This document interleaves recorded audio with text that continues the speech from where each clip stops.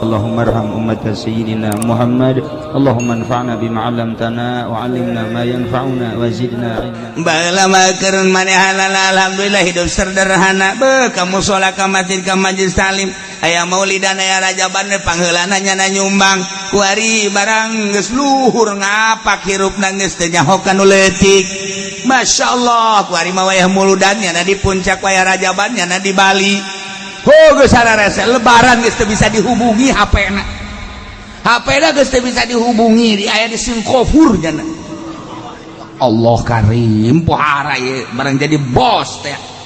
Horenganan hate leutikna mah ceurik lantaran baheula keur hidup sederhana jeung pamajikan dek jam sabaraha bae ceklak masalah.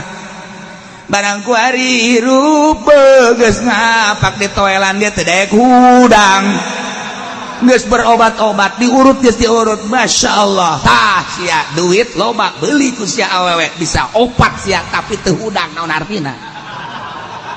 Ayo nyana nangkarak bae diome ku pabajikan opat.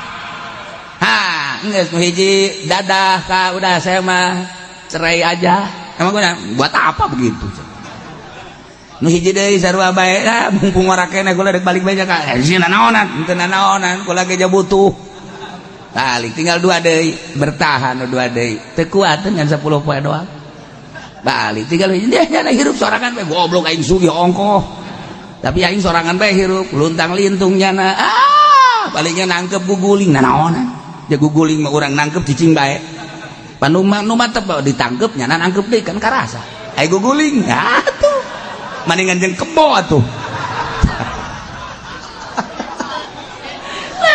keboona bisa nejehnya nah iya kunaon ieu nikmat teu disyukuri nyana endahan dikufur teu karasa ku Gusti Allah dicabut kanikmatan masyaallah ieu keur perorangan awak cabutlah mata cabutlah ceuli cabutlah huntu ku ari mah geus teu bisa nginum es asal nginum es bae sing renteng ka mata kararasa sadis ka saeuy es musuhnya jeung es anu tadina jeung es teh jalan menyatu iraha bae kapan saja dibutuhkan jadi kasegeran ku ari mah neuleuh es teh sarua jeung neuleuh kafir musuh sia jeung aing ku ari mah jeung daging musuh jeung es musuh lauk asin musuh atuh kabeh musuh ku ari mah daharengan jeung kentang doang kitu beunang make uyah cek pamajikanna ha isuk pageto mah geus teu kudu dahar naon sia ngomong paeh ka sialah orang kaya duit boga mambalayah mobil ayo imah ambalayah sia tapi dicabut ku Gusti Allah barang teu daek hudang mereuh mangkaning nikmatud dunya salasa nikmat dunya teh ngan aya 3 doang geus eueuh deui kanikmatan teh ngan sakadar nikmatud dunya ngan 3 hiji naom hees eta kanikmatan 2 nomor kadua kublah nyium nomor kaditulu nomor katiluna idkhalu zakar ngabebaskeun si eta geus sakitu nikmat dunya anak mari dicabut teu bisa hees konsul ka dokter mobil ambalaya imah mewah kadaharan loba teu bisa hees tersiksa jana hayo sia Masya Allah karing jeung pamajikan ge sarua jeung kadal atuh geus aya mah aya tapi geus eueuh hasrat Nek kumaha atuh janyanana dicabut ku Gusti Allah. Ayo ese jasa. Aduh aing cenah hirup kos ge jasa. Pamajikan dengan nasehatan paeh-paeh ka. Sia kurang kitu atuh ditaon cenah teh hirup oh mangpaatna. Aing kitu mah paeh kula ngora keneh bisa kawin deui jeung saya goblok sia. Nganyerikeun hate aing sia. Kuat. Dicabut ku Gusti Allah. Ieu naon? Nikmat lain disyukuri tapi dikupur. Tapi loba jelema anu syukuran ka Gusti Allah bu tatadina susah tatadina mangan sakadar dagang leletikanan ditaekeun ku Gusti Allah tapi nyana bersyukur terus bae la in syakartum la azidannakum santunan yatim piatuna terus fakir miskinna terus be tatangga-tatangga terus enggak bangun terus be makin ditaekeun ku Gusti Allah tatadina boga mobil teh kekarak 10 ku ari mah geus 100 hese make kan mobil ngan didelekeun doang hese make nu mana ya sih make mobil ieu 100 na baik-baik kabeh ya Allah ya Rabbi sapatu 100 sendal 100 hei hese make na tapi kunyana dimanggakeun beta mobil aing 100 sia beusi deuk make pilih nu mana bae kajen teuing aing menyewa ge. Wah hebat amat teh banyak. Beusi deuk mararake los tak aing mah kajen nyewa angkot bae. Ambon parah. Sapatu aing parake los geus. Sendal aing parake los. Asal ulah pamajikan aing bae dipake geus ya. Bahkan aing sia butuh-butuh teuing mah pamajikan aing los pilih ku sia tah. Wah aing deuk dipicen los jang sia kawin heula abe aing bisa nyandung deui. Bo tak bojore amat cak pamajikanana. Beusi batur butuh. Aing deuk jadi sahabat Ansor sakeun nanti. Ka ulah sok leuwih ngomong ka. Ya Allah, orang ge sahabat Ansor kos kitu mah. Muhajirin datang ke Madinah teu baroga pamajikan kapan nama hijrah. Di Madinah teh anu boga pamajikan 2 kita pilih. Tah aing boga pamajikan 2 demi keagungan Allah, demi keagungan Muhammad, demi keagungan Islam. Maneh ngabutuhkeun pamajikan aing boga 2 pilih ku sia salah sahijina. Masyaallah. Mata hubbul ansor dakhala jannah. Cinta ansor surga. Atuh ansor lain alagaan nyambut kedatangan muhajirin papajikan ge dibikeun. Ya Karim lain ansor NU. Sama kade ansor NU. Ansor NU naon. Teh. Zalika bi annahu lam yakum ghaira. Bersyukurlah sebab nu jadi presiden Bung Karno, nu jadi menteri-menterina, nu jadi gubernurna, nu jadi bupatina, kiai-kiai. Terteralah kuari setiap kabupaten nama-nama jalan kiai. Kiai Mustafa, Kiai Khairun, Kiai di Serang dan lain sebagainya. Eta berkat kiai ikut andil dalam membangun bangsa jeung negara di Indonesia. Di dieu abahna abah bapak kolot kula Kiai Haji Romli jadi lurah seumur hidup. Desa teh dipake ngaji ku Kiai Haji Romli mah. RT titah mawa masyarakat saurang 10 bae lamun boga RT 10 jadi 100. RW gitu kene, RK gitu kene. Eueureuna ngaji di desa, di majelis taklim, di mushola. Hubungan bupati jeung lurah sangat erat lantaran ngemajukeun bangsa jeung negara. Masya Allah hirup suasana di Indonesia antara Surabaya jeung Banten teh menyatu. Masya Allah. Dibuatlah pada tahun 12 iya Muhammadiyah, diciptakan dari tahun 26 NU, satu kesatuan antara negara jeung NU jeung Muhammadiyah, tidak ada saling menghina. Masya Allah nikmat luar biasa. Negara agraris ngeunaheun pohara jasa. Lamun urang jaritakeun dongengna Kiai ti Banten tere ka Surabaya berangkat musyawarah. Sanggesa datang ke Surabaya hasil musyawarah selesai untuk bangsa jeung negara. Nu baroga duit kapan? Nu baroga duit balik masing-masing naik kereta ngan kaistimewana. Saat eta jelema bisa nyokot daun bae dikitukeun jadi duit. Tah. Maning mana kuari loba duit tapi henteu tentrem baheula eueuh duit tapi bisa nyekel daun jadi duit maning mana? Percis ko sapatu tadi. Percis ko sapatu. Masya Allah.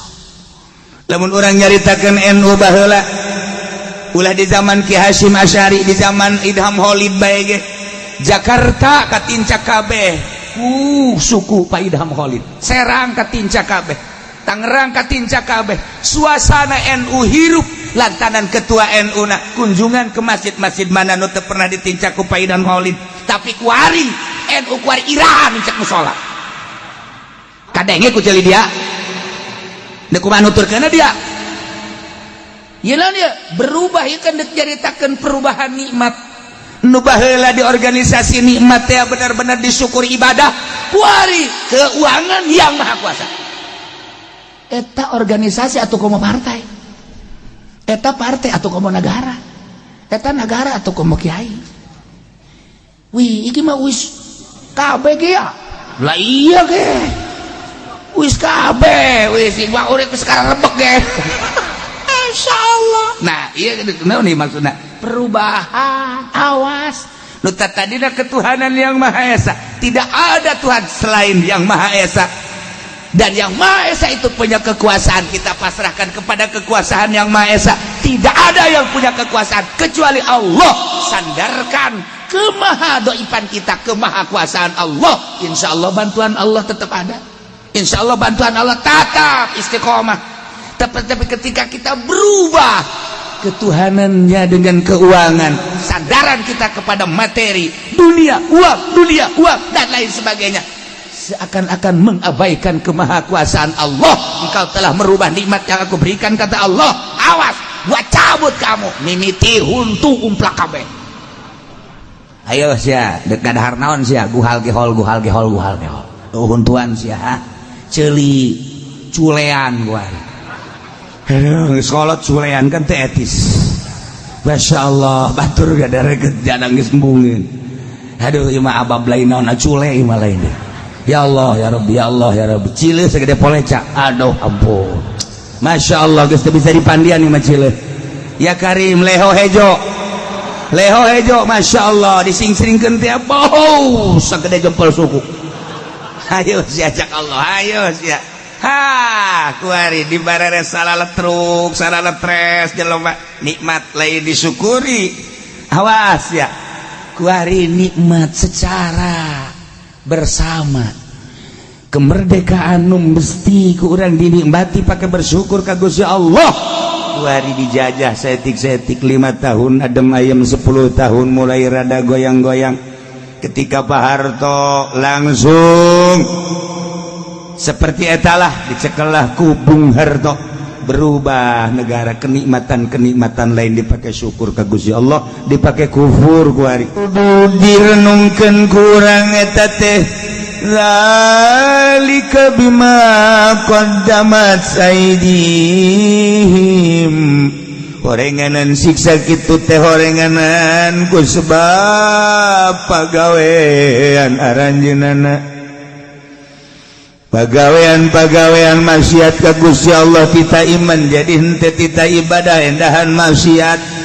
Iyalah nu perlu direnungkeun teh horeng lain kajadian ku parmekah bae di negara mana bae jeung saha bae, lamun memang kajadianana pagawean model kos kitu ieu bakal disiksa tetep ku Gusti Allah.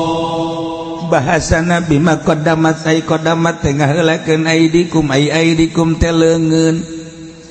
Nu dimaksud mah teh pagawean lantaran mayoritas pagawean diusahakeun ku leungeun geus di dieu teh ngaranna majaz cek ahli bilagah mah. Artina majaz teh ieu teh maksud bimaqaddamat aidikum teh horenganan pagawean maka sabtum. Berarti atuh subha maka sabtu mimma qadamat aidikum sarua jeung kos kitu. Nah, iyalah bahasa ahli bilaga. Wayalah sakitu kade pagawean urang khusus jang urang masing-masing, umumna jang sanagara. Lamun geus pagaweanana teu sesuai jeung aturan Allah, Allah moal enggan pasti nyiksa. Wa anna Allah laisa bizallamin lil abid. Yang sanyana Gusti Allah laisa taya Gusti Allah bizallamin atapohara nyiksana lil abidi ka hamba. Masa si Allah teh zallamin zalim aniaya terhadap hambana. Lamun hambana sesuai dengan aturan Gusti Allah mah dipake kadede dipake kanya. Tetapi lamun hambana geus teu sesuai jeung aturanana titah iman endahan kufur, endahan musyrik, endahan munafik, titah ibadah endahan maksiat, Allah moal segan-segan negara mana bae, kaum mana bae, baik perorangan maupun sakaum sanagara sabangsa, ku Allah bakal disiksa sarua jeung kaum-kaum nu barah heula. Ieu nu perlu direnung bejakeun ka para bupati. Hajakal bupati tilok ngaraji. Jakeun ka gubernur sarua gubernur ge tilok ngararaji. Komo tamah DPR mah alergi nya nama ngaji teh. embung ngadengkeun bebener teh hayang jeung baris nyararana bae nu ngarenaheun korupsi nu ngarenaheun maksiat pan aya disiksa mah gua ge kabagian nya anu maksiat urang nu disiksa geus memeh ku Allah disiksa yuk DPR urang siksa wah seret urang garoblog sia teu ngatur aturan teu ngatur make aturan Allah aya geus urang ngabring kabeh ka Tangerang demo ayo siapa dihayukeun kitu hasud sia meureun boga masalah kajen kumaha ge ya pemerintah aduh ngaji bener-bener jangan ngada sehatan dirina kebe geus jadi mantan asal geus jadi mantan bae karek ngaji mantan camat mantan polisi macan TNI mantan karak ngararaja kitu mah keur ngajabat embung bener nyaranana udah sok kitu cenah kieu aja kami ge ngararaja jeung saha dia ngaji mun ngaji ge moal kitu dia kami ge ngaji kararieu atuh sararuana ya Allah ya Rabbi Gusti ya Allah ieu saija-ijada Gusti Allah teh henteu ngazolim ka hamba-hambana dina harti moal sekonyong-konyong Allah nyiksa bigeu didambin tanpa dosa kudu aya dosa-dosa anu dilakukeun ku hamba-hamba ku kaum-kaum karak Allah nyiksa naudzubillah min urang ngadoa ka Allah mudah-mudahan Tangerang diamankeun ku Gusti Allah mudah-mudahan Banten diamankan ku Gusti Allah mudah-mudahan Pulau Jawa diamankan ku Gusti Allah mudah-mudahan Indonesia diraksa ku Gusti Allah sehingga ulah terjadi siksa-siksa Allah disinonimkeun ku Gusti Allah teh kalakuan kufar-kufar Quraisy baheula nu ngalawan ka Kangjeng Nabi yakni ka Gusti Allah kadabi ali fir'aun walladzina min qablihim tingkah para kufar teh percis kos tingkah-tingkahna Fir'aun jeung para kaum-kaumna jeung jelema-jelema nu samemehna kumaha kitu kafaru bi ayatillah kalupur ka ayat-ayat Allah ketika Kangjeng Nabi Musa mawa ayat dibohongkeun ku Firaun ku keluarga Firaun ku kaum Firaun ku tentara Firaun seluruh walladzi min qablihim bahkan jelema nu samemehna ge ketika datang Kangjeng Nabi Ibrahim dibohongkeun ku kaumna ketika Kangjeng Nabi Sulaiman datang dibohongkeun Kangjeng Nabi Daud dibohongkeun na ieulah persis kufar Mekah kos kaum-kaum nu baheula di zaman Firaun jeung samemehna selalu ketika Nabi turun Rasul turun dibarohongkeun kafaru bi ayatillah Allah teu segan-segan kanu ngabohongkeun kanu kalaluhur fa akhadhahumullahu bi dzunubihim ku Gusti Allah tetep bae disiksa Kangjeng Nabi Lut datang dibohongkeun ku kaumna siksa Kangjeng Nabi Hud datang dibohongkeun ku kaumna siksa Kangjeng Nabi Ibrahim datang dibohongkeun siksa kaumna Kangjeng Nabi Musa datang dibohongkeun ku Firaun berikut kaum-kaumna siksa kaumna Kangjeng Nabi Muhammad datang dibohongkeun ku kafir Quraisy kufar Quraisy siksa kafir Quraisy kufar Quraisy wari penerus-penerusna wali-wali Allah ulama-ulama anu benar-benar ikhlas liilai kalimatillah dibohongkeun ku kaumna tinggal ditunggu Masya Allah ulah sampai terjadi innallaha qawiyyun syadidul iqab sanyana Gusti Allah maha kuat kana naon anu dikersakeun ku anjeunna urang teh kuari hayang makmur dibongbroy ku Gusti Allah teh diistidraj dihayukeun deuk ka mana sia lupa hayu hayang naon kuari tapi awas ya kudu nurut ka aing ketika teu nurut aing boga kakuatan siksa sia ku aing gempakeun sia ku aing banjirkeun sia ku aing beliunkeun sia ku aing ayo diributkan sia antar kampung, diributkan ku sia antar daerah, diributkan sia ku arif. Hayo sia ieu keributan-keributan di negara urang antara kiai jeung kiai raribut anu boga kepentingan. Kiai nu NU nu lain NU ribut, FPI jeung NU ribut, HTI jeung NU ribut lantaran boga kepentingan. Hakikatna nang Gusti Allah belah dieuna belah dituna teu narurut ka Gusti Allah. Kiai-kiai di kampung sarua bae kos kadar itu kiai na bae gara ribut hanya untuk sebuah kepentingan ceuhil doang. Komo eta mah DPR ribut parantina dak eta mah parantina. Atuh parantina DPR mah ribut eta. Emang didinya sawah nanya nama. Pamarentah ribut atuh parantina. Nu paling dahsyat, nu paling dahsyat. Ieu kuari raribut di urang teh kuari agama antar agama. Ras. Anu tadina di urang teh dihijikeun ku Bhinneka Tunggal Ika tapi geuninganan kuari mah raribut. Geus lain rahasia deui kuari mah Islam ribut jeung Kristen, geus lain rahasia deui Islam ribut jeung Katolik. Lantaran pamarentahanna kuari dideuleuna ku urang. Saya dicekelna ayeuna nu minoritas dilindungi ai Islam negara urang mayoritas kunaon teu dilindungi. Mulai raribut kajen kukumaha ge terus ieu bakal ribut, bakal tumpah darah lamun teu aya pitulung Allah. Sebab naon? Ieu janji Allah. Lamun maneh teu ibadah ka aing, lamun maneh maksiat bae ka aing, kurang kumaha aing mereka dia cak Gusti Allah. Aing geus mere ka sia hayo kurang kumaha deui. Sawah sakitu hebat da baragusna. Dagang naon sia nu teu untung. Siana ku aing dibere sehat, lain pake ka aing ngahareup teh edahan pake abrut-abrut anu deurekeun ku aing sia diributkeun sia ku aing ribut. Nah hiji sia di Al-Qur'an teu bisa. Geus atuh teh di Al-Qur'an mah tadi Pancasila. Urang teh tangga hiji Pancasila baheula teh. Pancasila 1. Keuangan yang maha kuasa. Eta salahna nu tadina ketuhanan yang maha esa kuari diganti ke keuangan yang maha kuasa. Iya. Sia. Urang nyalahkeun kiai lain keuangan cenah ketuhanan, ai praktekna sia ketuhanan cabok wae sia.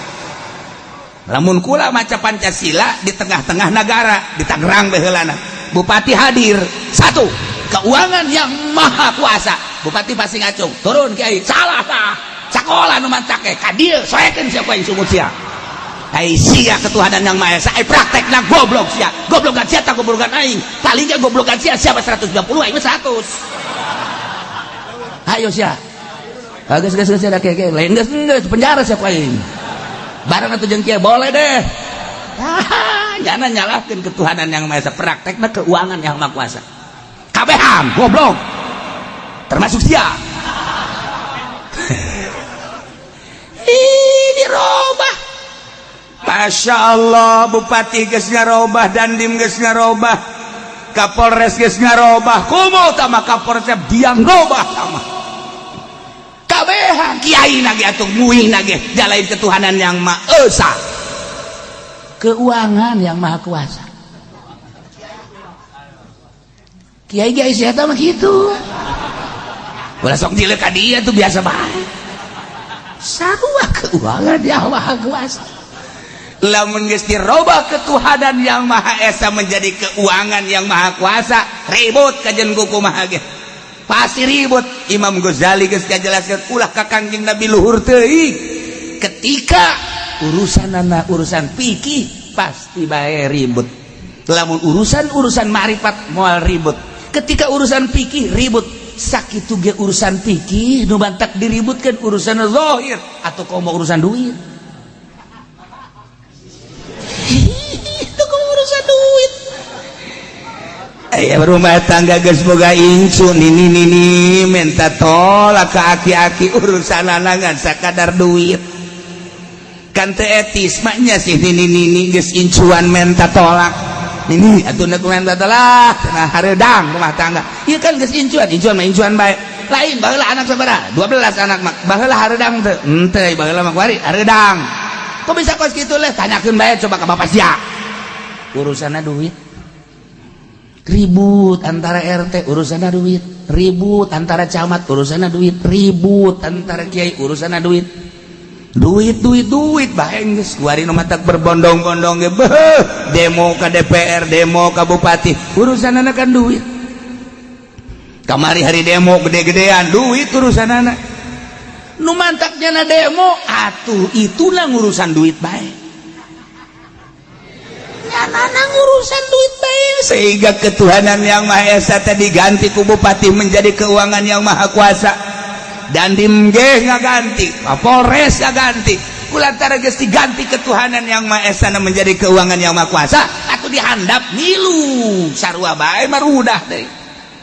Hah, kabehan dihandap milu hudang rakyat, kemudian buruh milu hudang lantaran nu diuruskeunana keuangan yang maha kuasa. Geus teu percaya deui kana kekuasaan Allah, teu percaya deui kana kekuasaan Tuhan, terpercaya dari karena kemahakuasaan Allah. Hanya di bibir ketuhanan yang Maha Esa, artinya ketuhanan teh maha kuasa na lain lalagaan Allah mah anu kaharti ku urang geus biasa, teu kaharti ge loba kemahakuasaan Allah diganti ku ari nyana bersandar karena kekuasaan uang, dirobah ketuhanan yang Maha Esa, kekuasaanana menjadi keuangan. Ribut pasti kajian kumaha sebab nyana urusanana eta. Mudah-mudahan bupati orang jadi ahli tasawuf. Mudah-mudahan Kapolres orang tasawuf.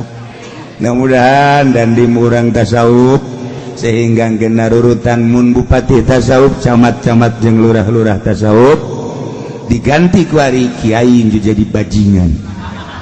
Dibalikeun nyana tasawuf kiai bajingan. Kiai mah babari nya nama bajingan ge tereh nya nama. Tereh tobat asal geus teu diondang mah aja bayang lah geus embung pepegatan jadi jeung pemerintah tobat.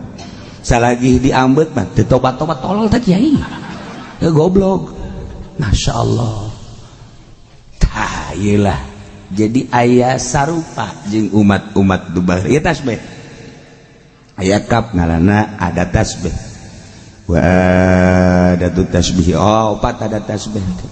Nah ieu musyabah be ada tasbih wajah syibih ta dibuang ieu teh musyabah da buha ulai kada bi ali fir'aun, tingkah kufar Mekah musyabah da bi ali fir'aun musyabah be kap adalah ada tasbih wajah syibina fitani sarua. Tingkah para kupar teh percis okos tingkahna para Fir'aun jeung kaumna dina pada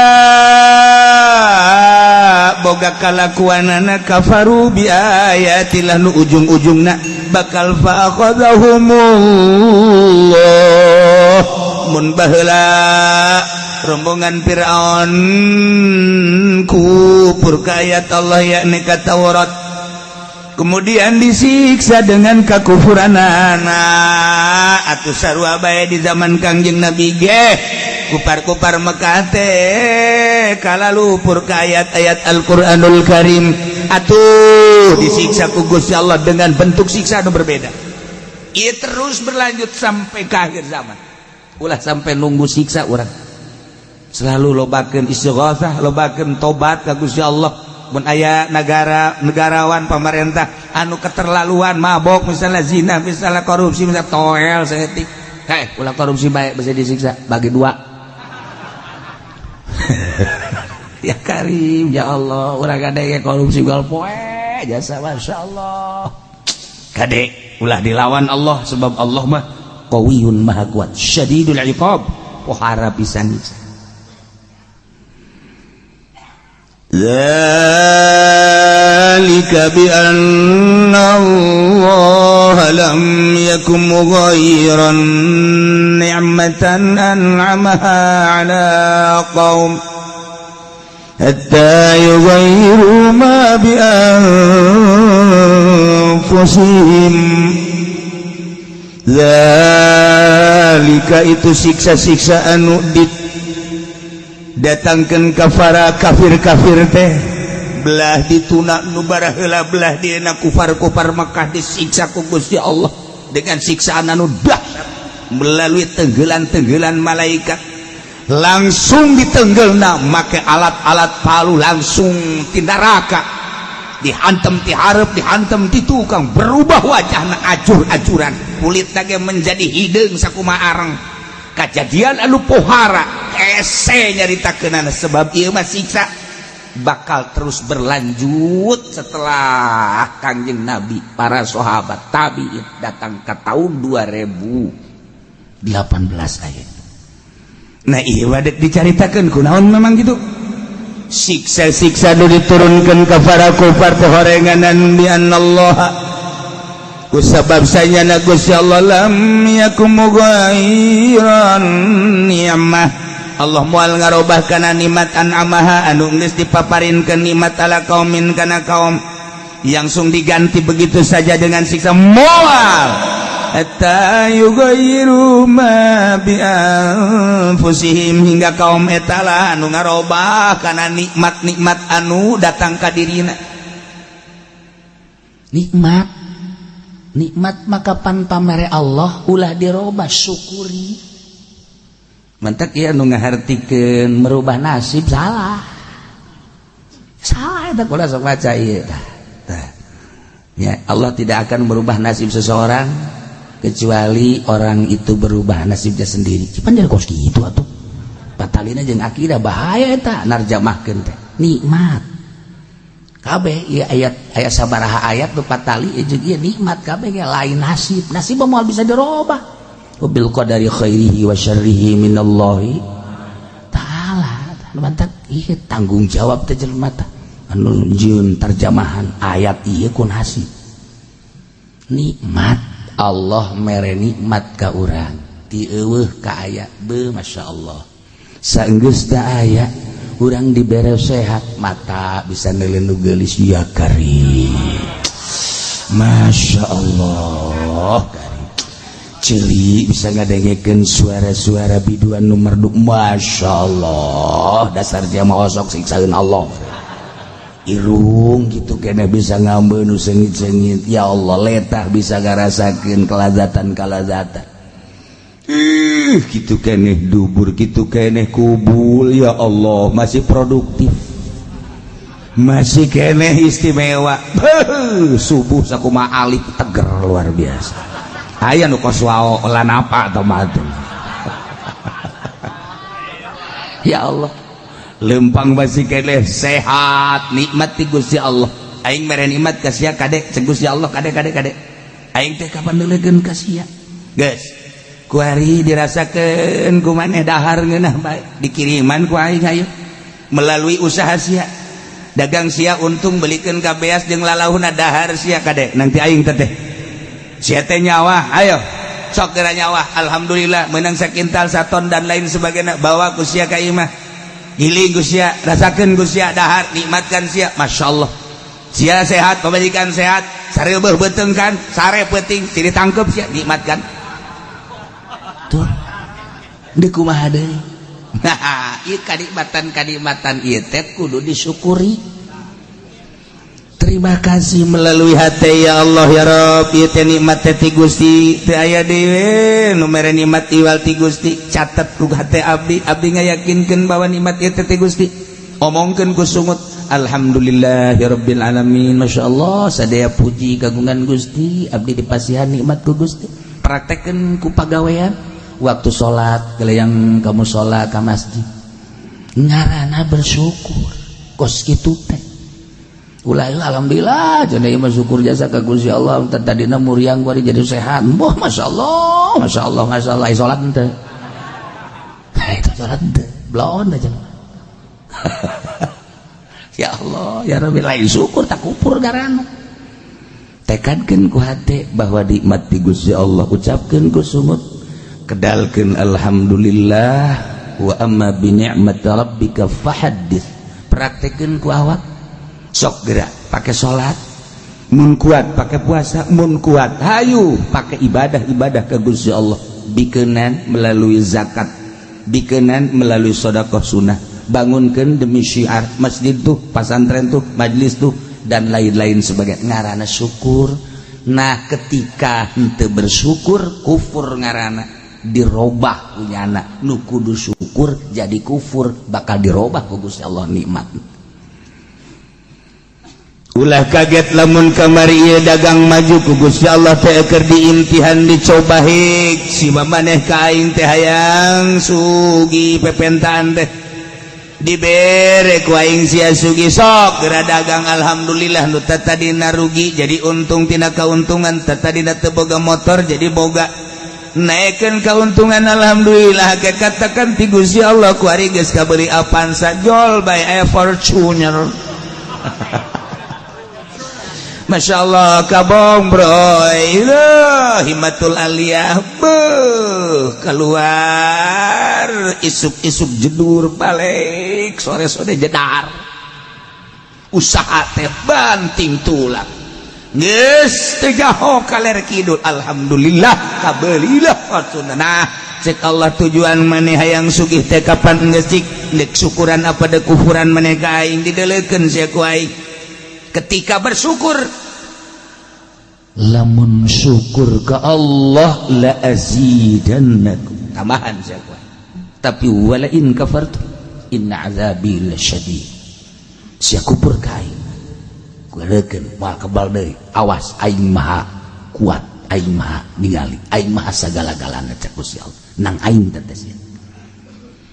Ternyata kututang kote tengnya nak karak boga Fortuner ge beuh rarasaan teh dunia miliknya na kanyawan miliknya na eta nawar kangkung ge geus teu make curug cak Habib teh mah make jempol suku.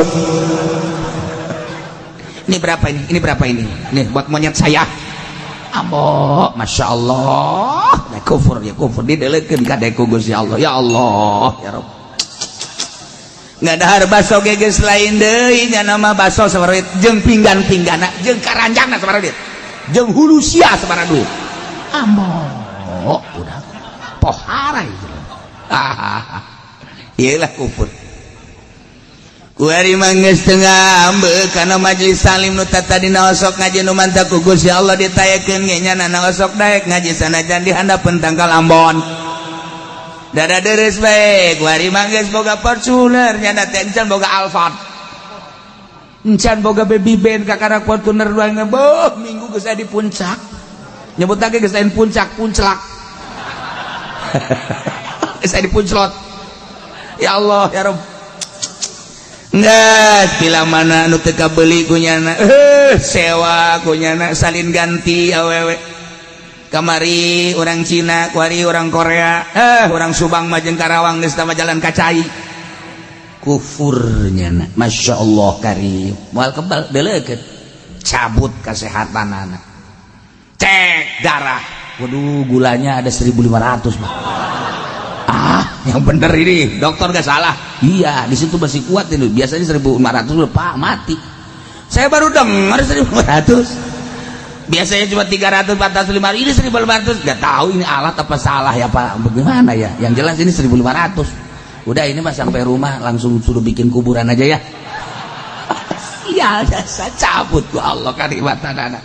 Masya Allah kawan ada puyang ya bebeja ka pemajikan cek atuh Pak, dicek dokter darah tinggi ya Allah 790 darahna ambo. Majikan kayak bingung, dokter tolol dan naon dia nggak tahu cek dokter, alat saya menunjukkan 790. Ini kalau makan daging sedikit lagi udah jadi 900.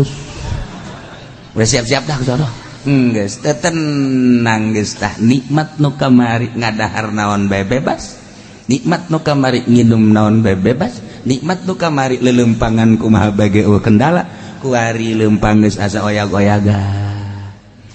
Dahar diatur teu meunang ngadahar daging, teu meunang ngadahar gitu lauk asin, uyah dan lain sebagainya, manis-manis ulah. Masya Allah konsultasi ke dokter, dok saya udah lama nggak makan daging karena penyakit darah tinggi ya. Terus kira-kira kalau sapi sama kambing dahsyatan mana? Dahsyatan sapi, kambing mah tuh nyepak nggak seberapa, tapi sapi waduh. Siap dokter urusan anak sepak ya.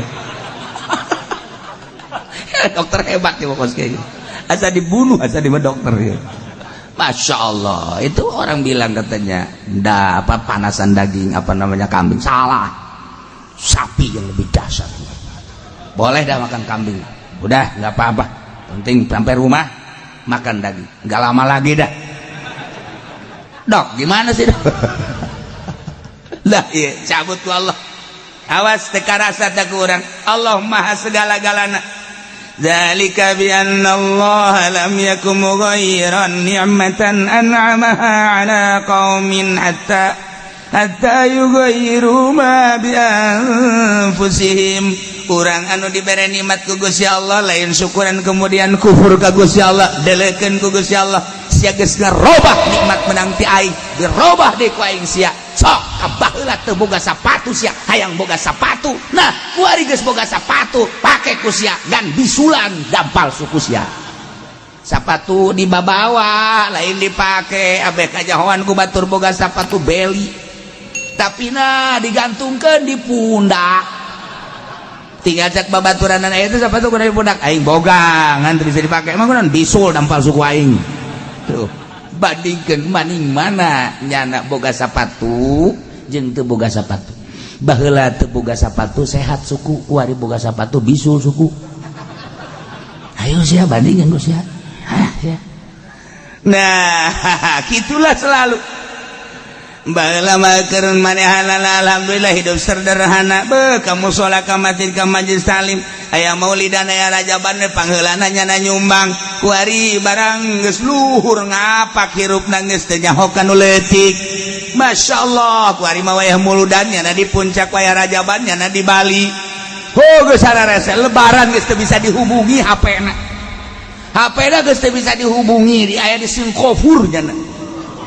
Allah karim pohara ye barang jadi bos teh orenganan hateletik nama cerik lantaran baheula keur hidup sederhana jeung pamajikan dek jam sabaraha bae ceklak masalah barang kuari hirup geus ngapak di toelan dia teu daek hudang geus berobat-obat diurut geus diurut masyaallah tah sia duit loba beuli ku sia awewe bisa opat sia tapi teu hudang naon artina.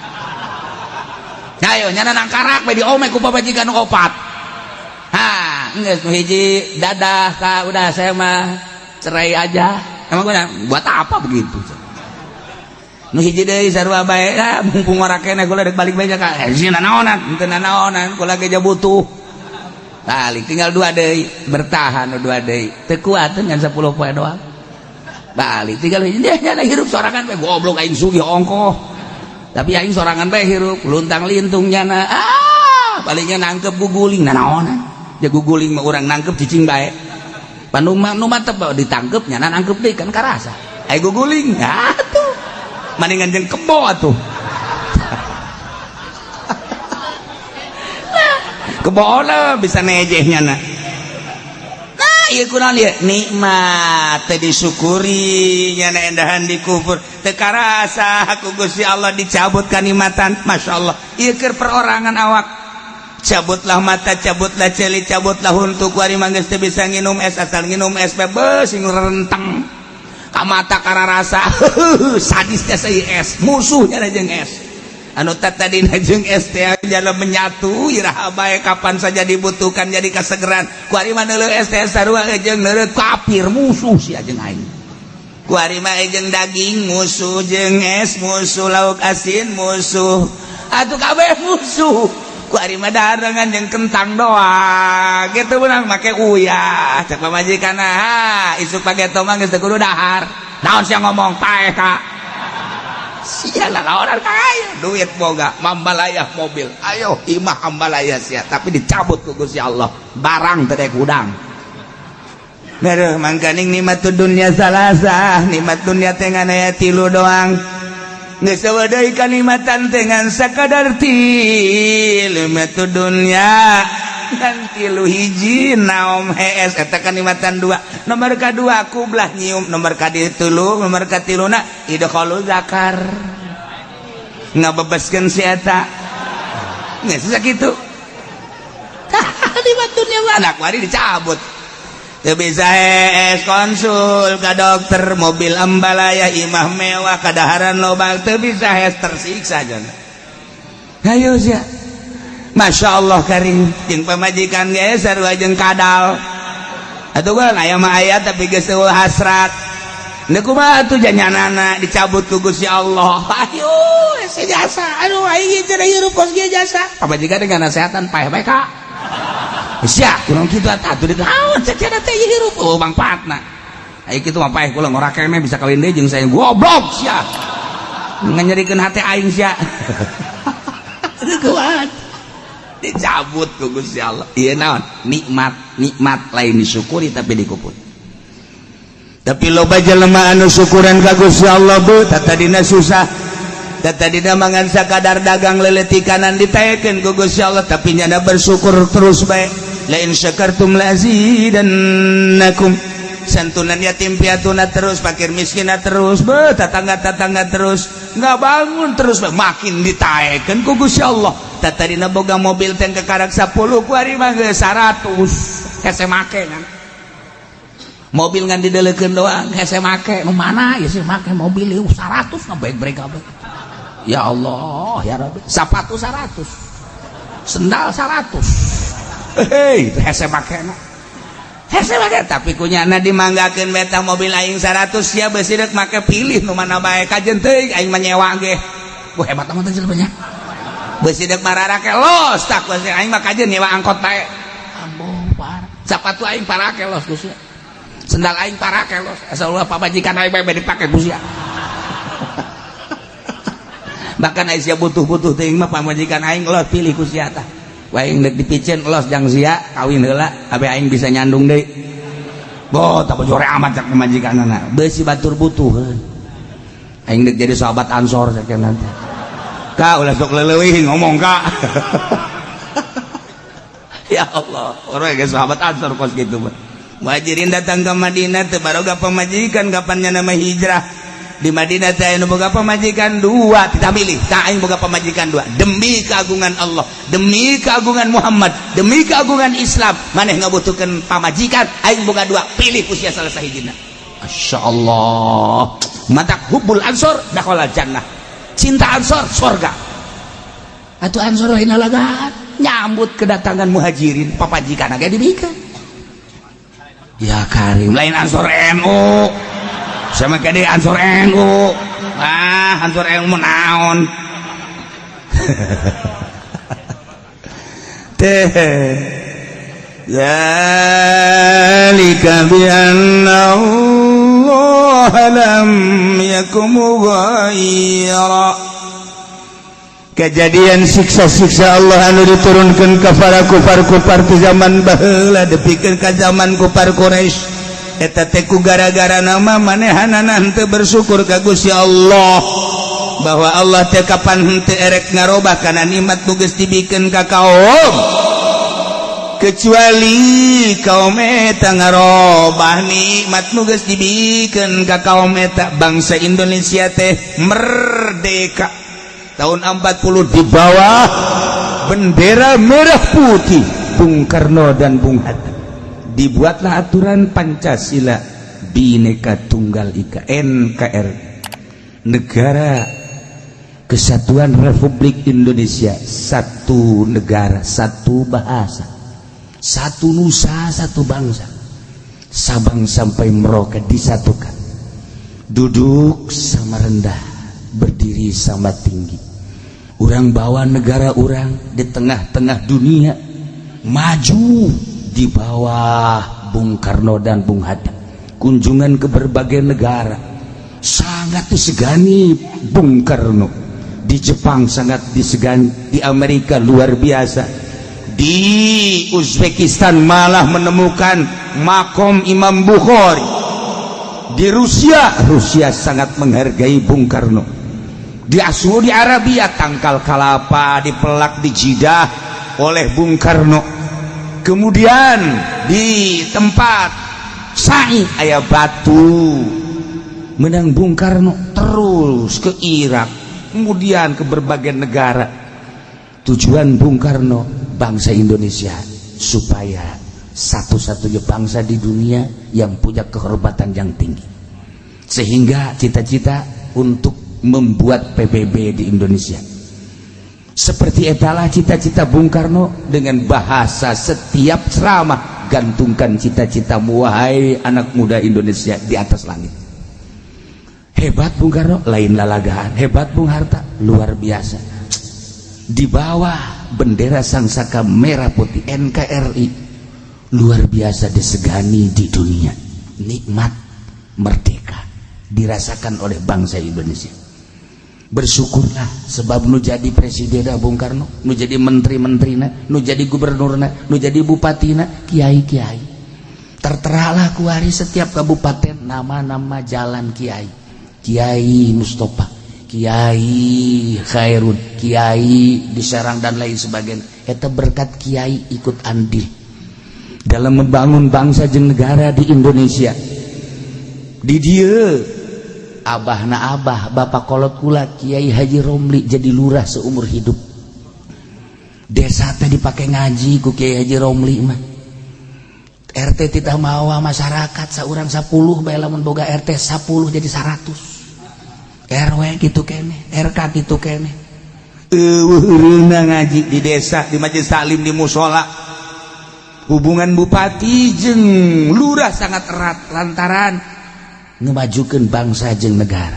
Masya Allah, hirup suasana di Indonesia antara Surabaya jeung Banten teh menyatu. Masya Allah, dibuatlah pada tahun 12 ieu Muhammadiyah, diciptakeun deui tahun 26 NU, satu kesatuan antara negara jeung NU jeung Muhammadiyah, tidak ada saling menghina. Masya Allah, nikmat luar biasa. Negara agraris ngeunaheun pohara jasa. Lamun urang jaritakeun dongengna Kiai ti Banten tere ka Surabaya berangkat musyawarah, sanggeus datang ke Surabaya hasil musyawarah selesai untuk bangsa jeung negara. Eueuh nu baroga duit kapan? Eueuh nu baroga duit balik masing-masing naik kereta ngan ka istimewana. Saat eta jelema bisa nyokot daun bae dikitukeun jadi duit. Tah, maning mana kuari loba duit tapi henteu tentrem, baheula eueuh duit tapi bisa nyekel daun jadi duit, maning mana? Percis ko sapatu tadi. Percis ko sapatu. Masya Allah. Lamun orang nyaritakeun NU baheula ulah di zaman Ki Hasyim Asy'ari, di zaman Idham Holid bae ge, Jakarta katincak kabeh suku Pak Idham Holid, Serang katincak kabeh, Tangerang katincak kabeh. Suasana NU hirup lantanan ketua NU na kunjungan ke masjid-masjid mana nu teu pernah ditincak ku Pak Idham Holid, tapi kuari NU kuari irahan cak musola. Kadenge ku ceuli dia da kumaha nuturkeunna dia. Yeuna dia berubah ieu kan diceritakeun perubahan nikmat. Nu baheula di organisasi nikmat teh benar-benar disyukuri ibadah, kuari keuangan yang maha kuasa. Eta organisasi atau komo partai. Eta partai atau komo negara. Eta negara atau komo kiai. Wih, iki mah wis kabeh ge ya. Lah iya ge. Wis kabeh, wis iwak urip sekarang rebek ge. Insyaallah. Nah, iya naon nih maksudna? Perubahan, awas. Nu tadina ketuhanan yang Maha Esa. Tidak ada Tuhan selain yang Maha Esa. Dan yang Maha Esa itu punya kekuasaan, kita pasrahkan kepada kekuasaan yang Maha Esa. Tidak ada yang punya kekuasaan kecuali Allah. Sandarkan kemahadoifan kita ke maha kuasaan Allah. Insya Allah bantuan Allah tetap ada.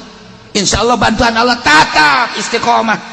Tapi ketika kita berubah ketuhanannya dengan keuangan, sandaran kita kepada materi, dunia, uang dan lain sebagainya, seakan-akan mengabaikan kemahakuasaan Allah. Engkau telah merubah nikmat yang aku berikan, kata Allah.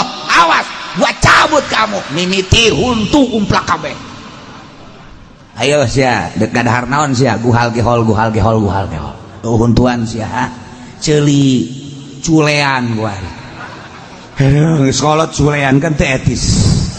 Masya Allah, batur gadare jangan nangis embungin.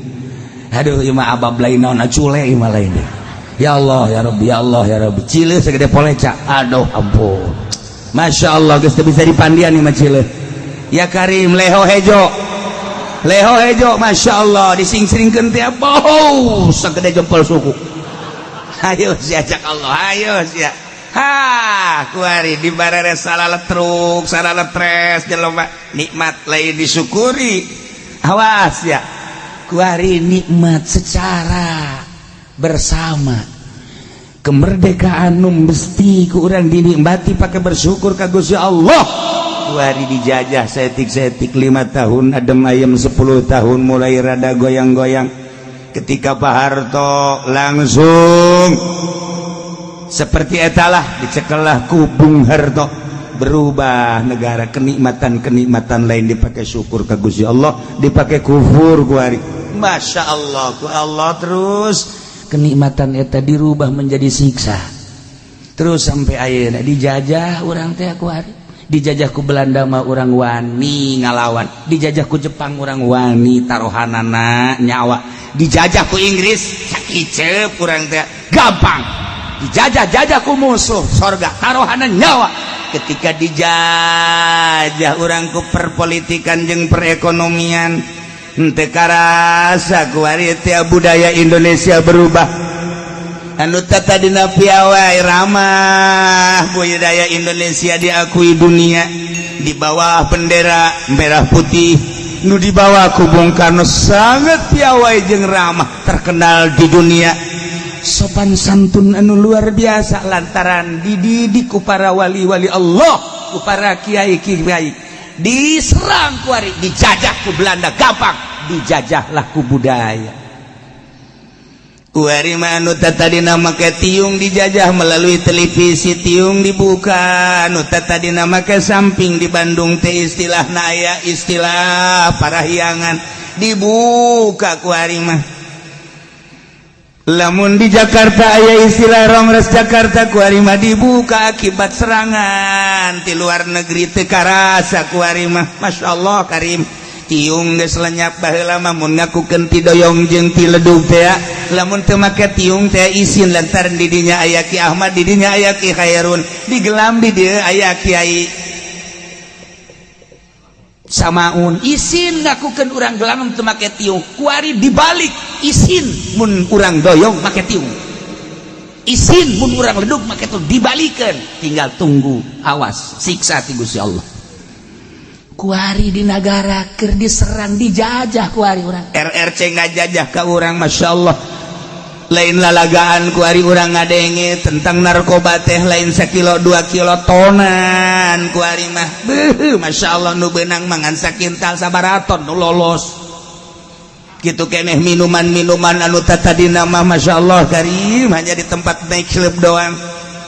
Hanya di hotel ge tingkat kasabaraha nu aya teh kuari geus digelar BSD ti mimiti botol nu sagede cinggir datang ka botol nu sagede Haji Pendi aya botol minuman geus teh aya teh uy apa aya lantaran urang diserang dijajah muina ngomong diiming-imingi banyak jangan banyak ngomong hanya hanya oke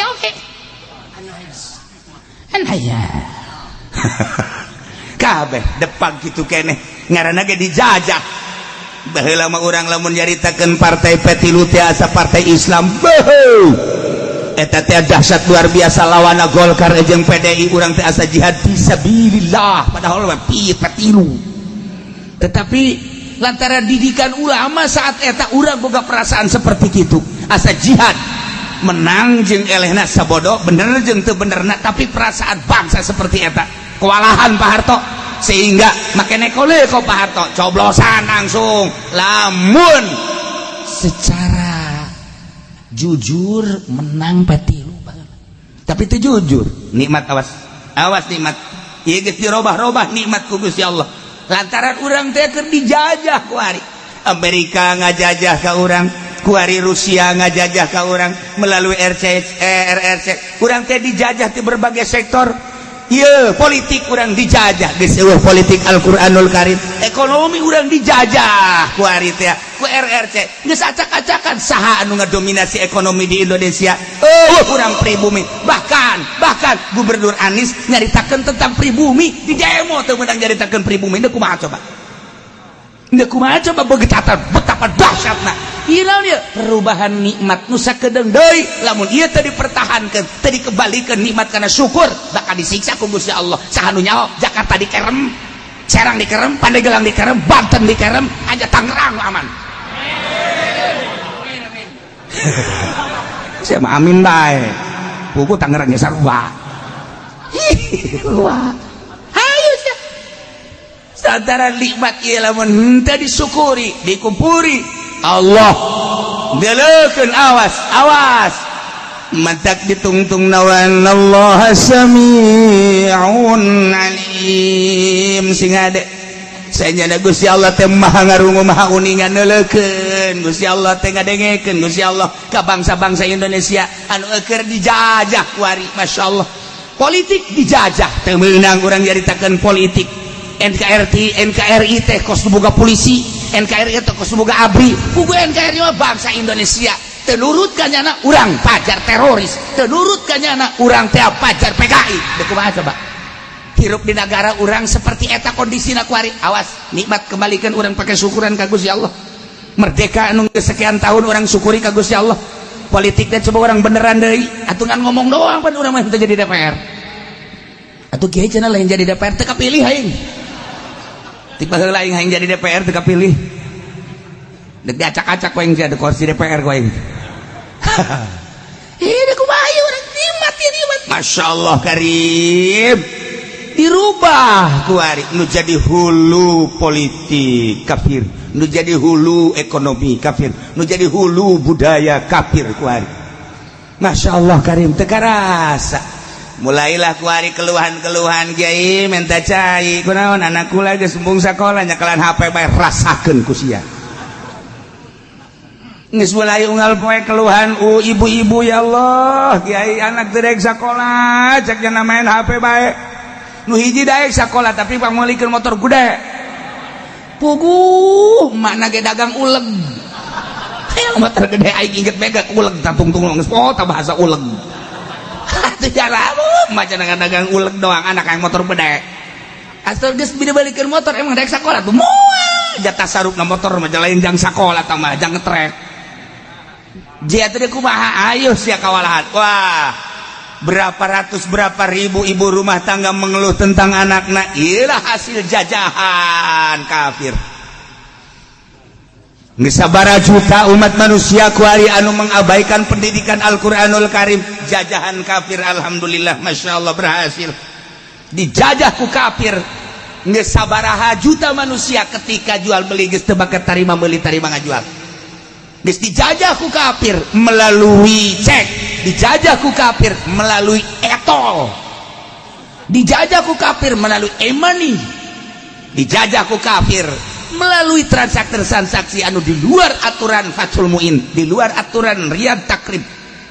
Urang geus kuari teh geus teu berdaya dijajah punyana. Balanja di mana urang teh bayar di mana.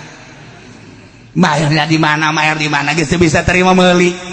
Janjana ge make kaca. Geus, dus kabur kuari teh hasil jajahan kafir dirasakeun ku urang kabeh. Kiai hanya membahas baheula tentang kumaha eta duit dipindahkeun ka cek. Ketika orang transaksi make cek kumaha dibahas di Bahtul Masail. Kemudian kuari dibahas deui tentang etol, perpindahan uang melalui kartu kadeleuna mah tapi aya maknaan duit eta teh. Mun leungit berarti sarua jeung leungit duit.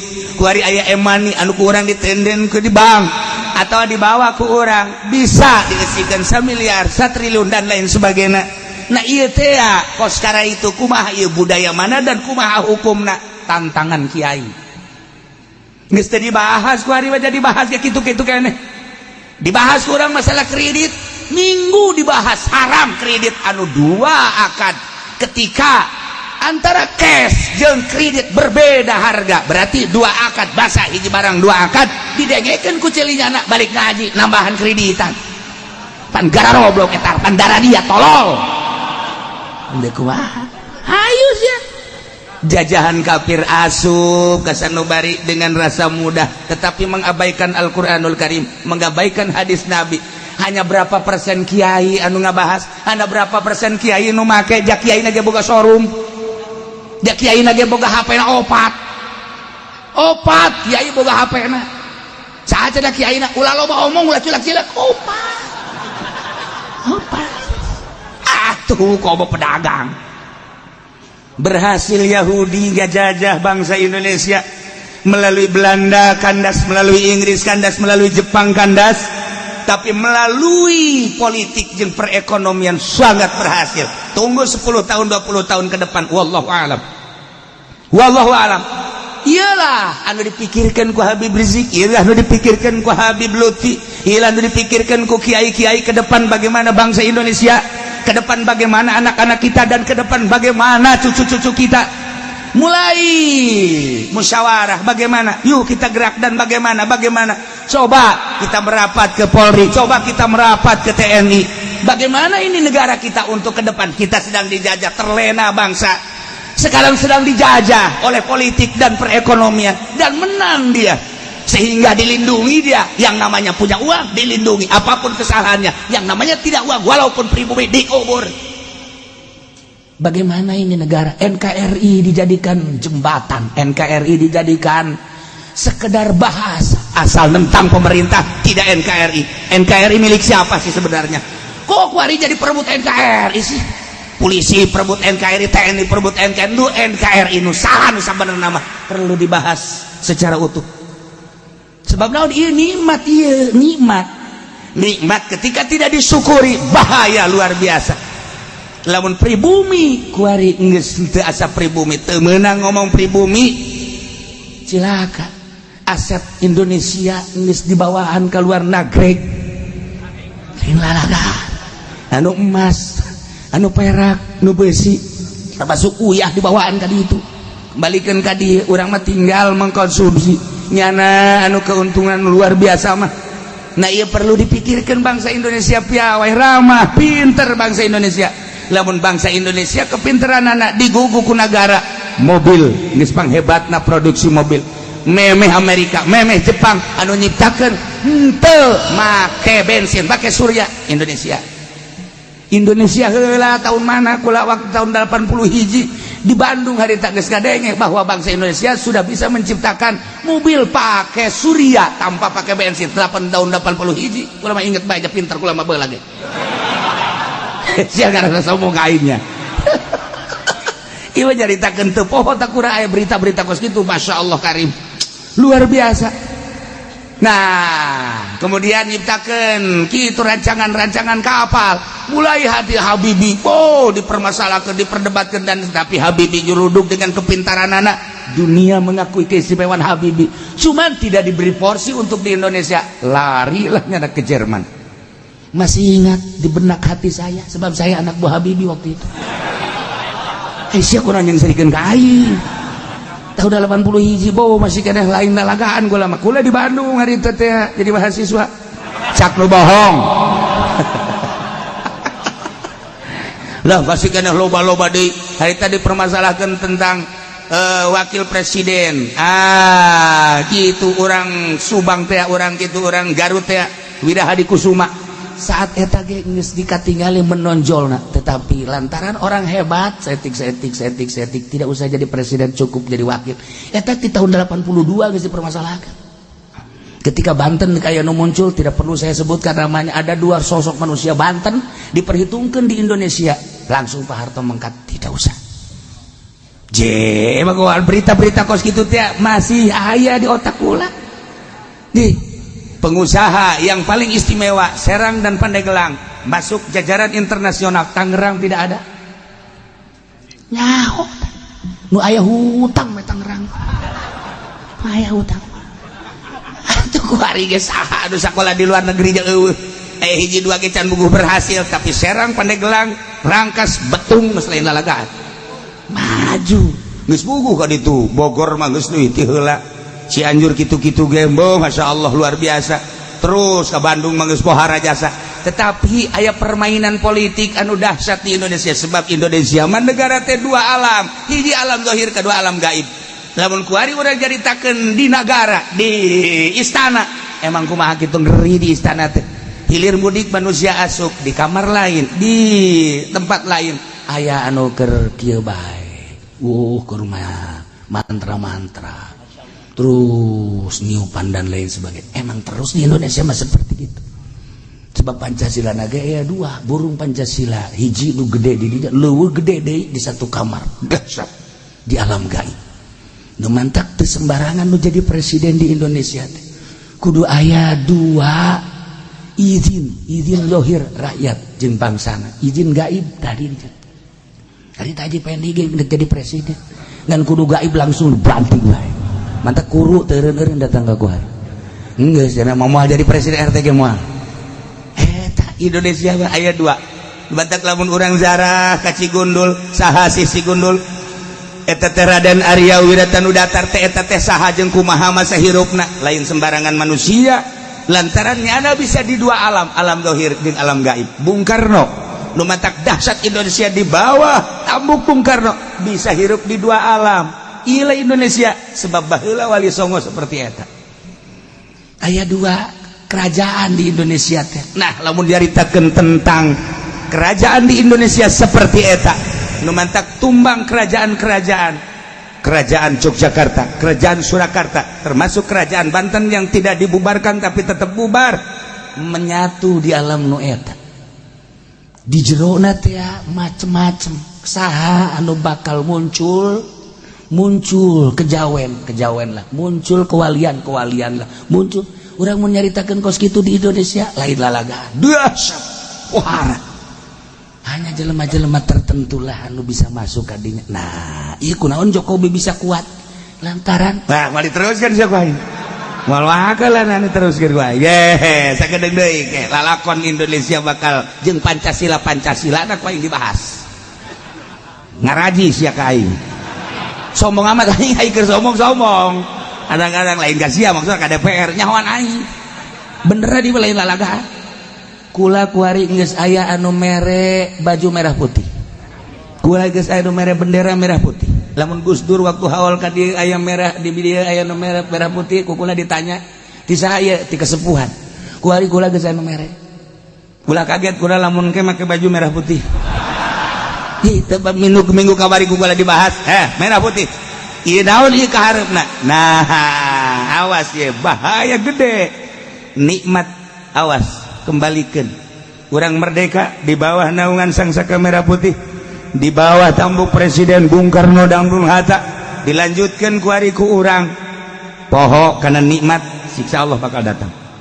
Engke bakal loba anu ceramah tentang merah putih, kiai-kiai dan lain-lain sebagainya sebab geus keluar tidak aturan-aturan NKRI.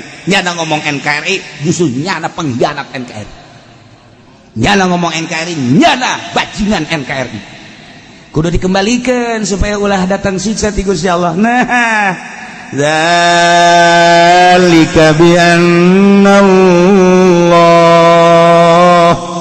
itu siksa Allah terhadap kupar-kupar nu baraheula belah dieuna kupar-kupar Quraisy disiksa ku Gusti Allah lantaran Gusti Allah teh terek ngarobah nikmat ku Gusti Allah dibikeun ka kaum kemudian digantikan begitu saja dengan siksa tidak hatta yughayyiru ma bi anfusihim kecuali kaum eta lah nu ngarobah nikmat-nikmat mantak urang ulah ngarobah nikmat syukuri ku ari ku urang nikmat-nikmat ti Gusti Allah secara pribadi urang syukuran ka Gusti Allah secara kelompok bere penerangan syukuri ka Gusti Allah insyaallah Allah merubah dengan kenikmatan kembali.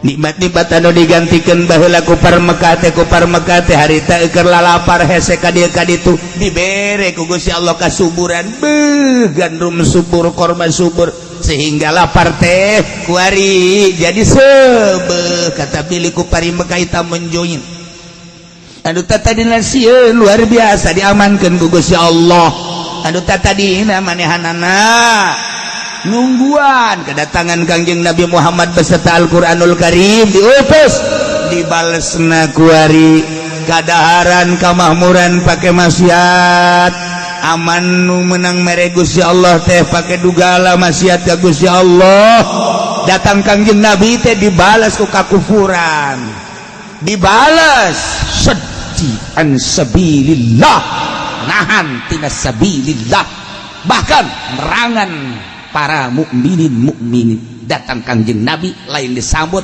dikufuri kemudian Kangjeng Nabi dianiaya sahabat dianiaya tidak sekedar dianiaya diusir Kangjeng Nabi ke Mekah hijrah di Mekah ke Madinah tunggu cek Gusti Allah siksa bakal datang ka sia terus datang ke ayeuna ketika urayan-urayan ulama diabaikan delekeun ulama na moal nanaon hanya mohon kepada Allah ya Allah nyanggakeun sadaya-daya abdi entos masihan penerangan adapun urusan ka dituna Gusti Allah nyanggakeun sadaya-daya ketika umat nurut ke aturan Allah aman bersyukur ketika teh nurut tetap baik kufur tetap baik musyrik tetap baik maksiat tunggu siksa Allah urang geus deuleu betapa luar biasana tsunami di Aceh tuh hargaan jasa eta dunia mobil tinggal yang imah ala lajur jelema anu tadina di bos-bos tadina di bapak-bapak tadina di ketua-ketua di komandan-komandan beak kabeh kucai tidak ada nilai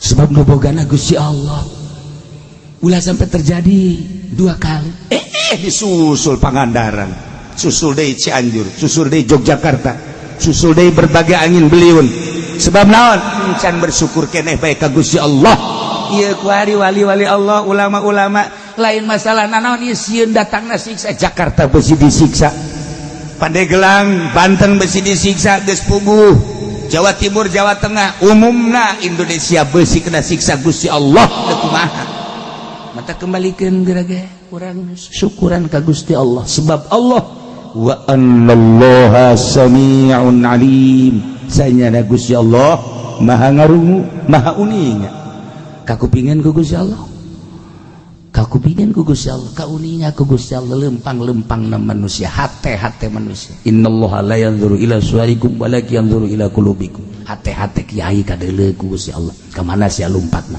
ketuhanan apa keuangan henteu abdi mah ai keuangan mah keberkatan Gusti ya ya minim lah berkat bah cenah Gusti hampura we teu sakitu jang anak cek nya teh incu kula loba di imah atuh kunaon pake alasan sia ngariung incu masyaallah kayak mal kebeli di babetkeun sia aing sok ya ketuhanan apa keuangan kembali deh masyaallah rumus Pancasila menang di Al-Qur'anul Karim anu sakitu hebat tangkal kayu aya kapas aya pare dan lain sebagainya ieu adalah isyarah untuk kesatuan jeung persatuan NKRI mudah-mudahan urang kabehan ditangtayungan ku Gusti Allah pamarentahna ditangtayungan ku Gusti Allah ilmuanana ditangtayungan ku Gusti Allah usahawana ditangtayungan ku Gusti Allah rakyatna ditangtayungan ku Gusti Allah sehingga urang melalui tangtayungan Gusti Allah bisa ngerubah menjadi syukur deui ka Gusti Allah sehingga nikmat ditambah